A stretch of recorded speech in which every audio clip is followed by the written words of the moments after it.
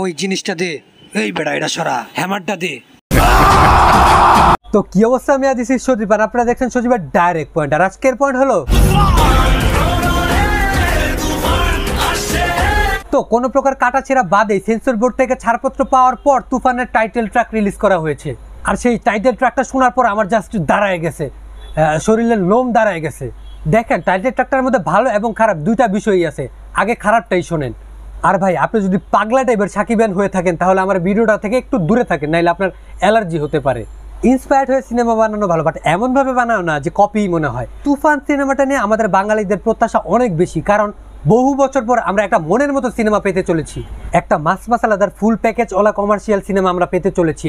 এখন পর্যন্ত তো এই আশাটাই আপনারা আমাদের মনে জাগিয়েছেন এবং তার ঝলকও আমরা টিজারে, গানে, পোস্টারে দেখতে পেয়েছি। তবে টাইটেল ট্র্যাকের কিছু কিছু সিন আমাকে হতাশ করেছে। গানের একটা সিনে আমরা দেখতে পাই যে তুফান মারার জন্য বন্দুকের বদলে হ্যামার ব্যবহার করছে।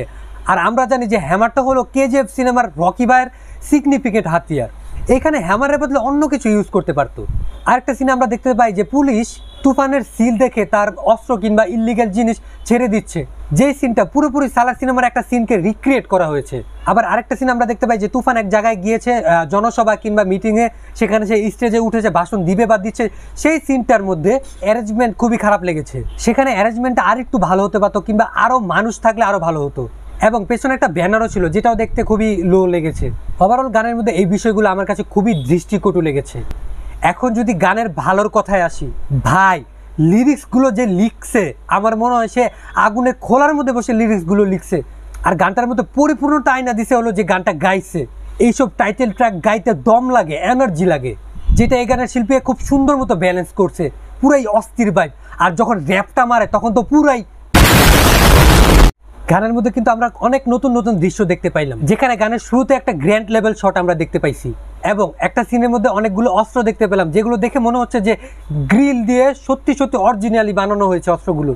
আর পুলিশ যে ট্র্যাকটা থামায়, সেই সিনে পুলিশের হাতে যে লাইটটা ছিল, সেই লাইটটাও কিন্তু 90 দশকের লাইট, অর্থাৎ ডিটেলসেও নজর দিয়েছে তারা। আর আমরা জানি রায়হান রাফি খুবই গুণী এবং ইন্টেলিজেন্ট একজন ডিরেক্টর, তার কাছ থেকে এইসব টুকটাক ভুল আমরা আশা করি না আসলে। আর শাকিব খান এই সিনেমা রিলিজ হওয়ার পর শাকিব খান তো ন্যাশনাল হিরো হয়ে যাবে, কিন্তু তারা কিন্তু আটকানোর অনেকেই চেষ্টা করতেছে, কিন্তু শাকিব খান তাদেরকে। এই গানটা যে তুফান সিনেমার হাইপটা বজায় রাখবে সেটা আর বলার অপেক্ষায় রাখে না, কারণ বাংলাদেশ, পাকিস্তান, ইন্ডিয়া, নেপাল কোনো জায়গা বাদ নেই, সবখান থেকে রিয়াকশন ভিডিও বানানো হচ্ছে। কারণ ভিউ হয় তো ভাই, ভিউ হয়। This is the Shakib Khan star power. কিন্তু আমরা আশা করব যে তুফান সিনেমার মধ্যে তারা কেজিএফ, পুষ্পা, অ্যানিমাল কিংবা সালার সিনেমা থেকে কোনো সিনকে এনে রিক্রিয়েট করবে না, সম্পূর্ণ নিজস্ব স্টাইলে বাংলা জিনিস উপহার দিবে আমাদেরকে। তো এই ব্যাপারে আপনার কি মতামত অবশ্যই কমেন্টে জানান।